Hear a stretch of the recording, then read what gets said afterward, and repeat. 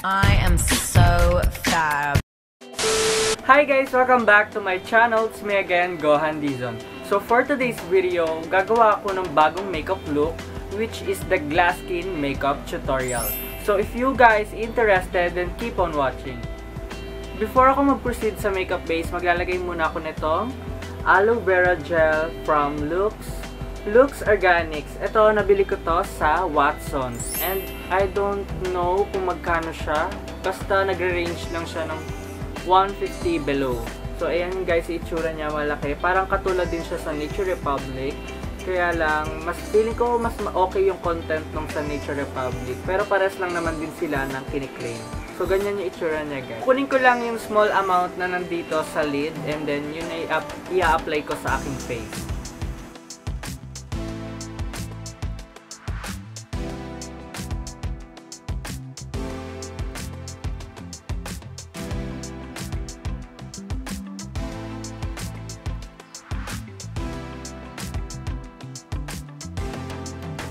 And as you can see, nag-glowy agad na yung face ko. Wala pa akong nilalagay na makeup.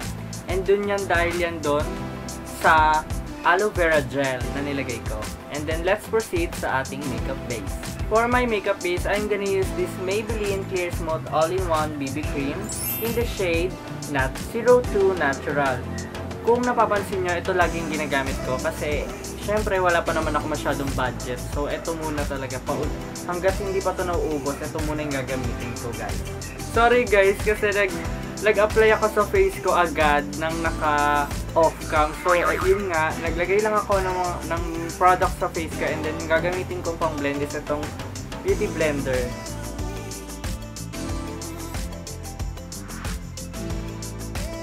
Baka napapansin nyo mukhang maputi yung face ko. Sa camera lang po yan. Pero sa natural na or sa mirror, tama lang yung kanyang color payoff. And guys, magpo-proceed na ako sa aking concealer na gagamitin para mag-spot conceal lang. Hindi na ako mag-highlight kasi sa tingin ko okay naman na siya. Pantay na yung pagkaka-blend ko sa kanya. So, ang gagamitin kong concealer is ito syempre yung Maybelline Fit Me Concealer in the shade Sand 20. So, ayan guys, hindi ko pa ito nauubos. Kaya yun nga, ito pa rin yung aking gagamitin.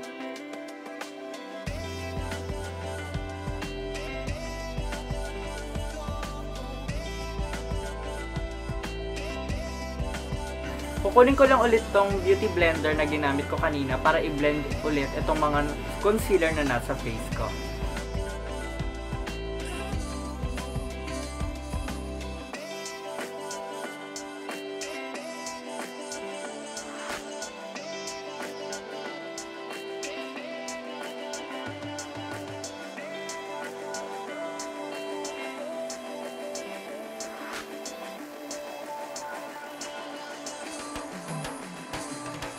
To set all over my face, I'm gonna use this Nichido Final Powder in the shade Creamy Glow.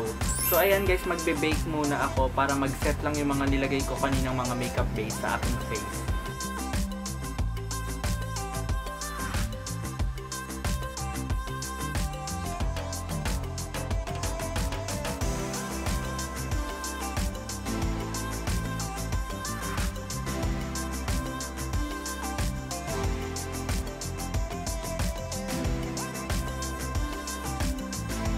So ayan guys, sa tingin ko okay na yung nilagay kong final powder sa aking face or yung loose powder na ginamit ko nga.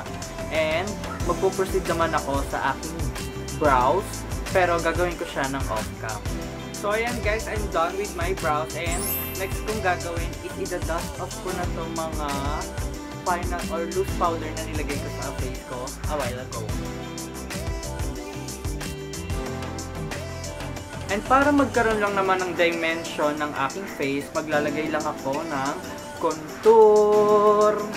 Pero yung subtle lang. And yung gagamitin kong pang contour is itong Ministar 3 Steps to Sculpt. O diba?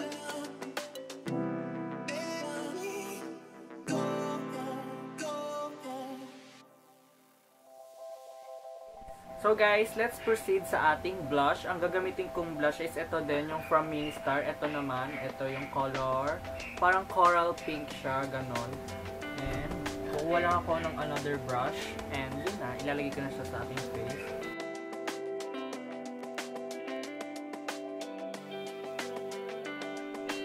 And of course, to achieve the glass skin look, gagamit lang ako nitong highlighter na from Bench. Ito yung kanilang Bench Paintbox highlighter. Ayan, ganito siya, strobe stick siya, yan. And directly ko na siyang i-apply sa face.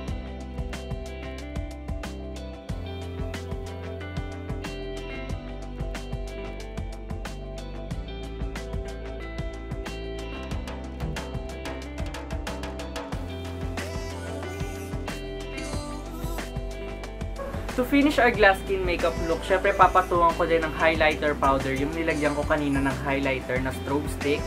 And ang gagamitin kong highlighter powders, ito yung from Anastasia Beverly Hills in the shade Starlight. So ganito yung itsura niya guys, and ganito yung kanyang laman sa loob. May kasama na siyang mirror, o diba?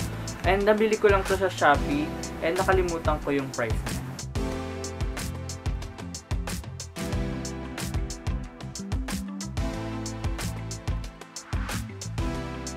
Last but not the least, maglalagay lang ako ng lip tint from BLK Cosmetics. Ito yon yung kanilang lip tint. And lalagyan ko lang yung aking middle part ng aking lip para ma-achieve natin yung gradient lip.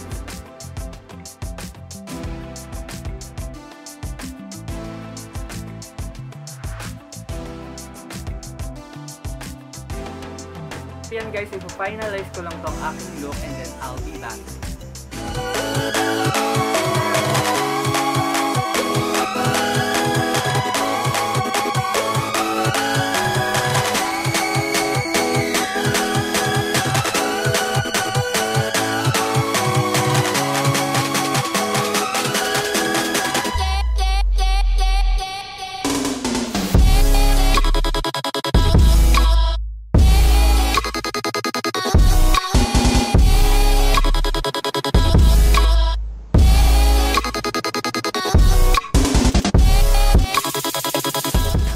This is the final look guys. Sana nag-enjoy kayo and sana may natutunan kayo. Don't forget to click the subscribe button and the bell button para mag-notify sa inyo if may bago na akong video.